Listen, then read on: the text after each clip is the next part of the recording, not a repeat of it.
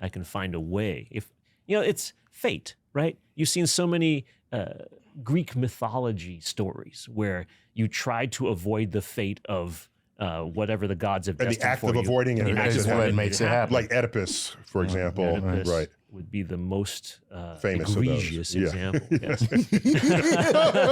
Sorry. So the bottom line is, yes, I would still be satisfied with trying to do something different, because even the illusion of trying to do something different is in itself a form of free will. Physics-wise, though, it's not. That's the challenge. Yeah. Right. Yeah. So Neil, if you had to right now decide that free will does exist or doesn't exist, what would you prefer?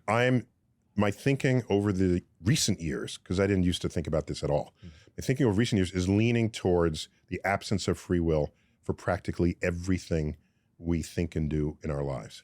And I base that on the fact that over time, things that we have done as people in our species, at one time was, you are totally to blame for that, or just something you did, or something we've learned, no, this person is more susceptible than you are to addiction.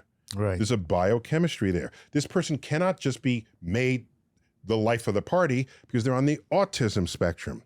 They don't control that in the way you might think they should, just because you're the life of the party. As you add up all of these things, let's go back to epilepsy, where before that was even a word, you were occupied by the devil. Did you do something bad? Well, you knew it was not, everyone knew you were not in control of it, but today, no one is saying, did you have the free will to not have an epileptic seizure? Of course not. Do you have the free will to not be depressed? The person who's ready to jump off the bridge, in that instant, do they have the free will to not jump off the bridge? I don't think so.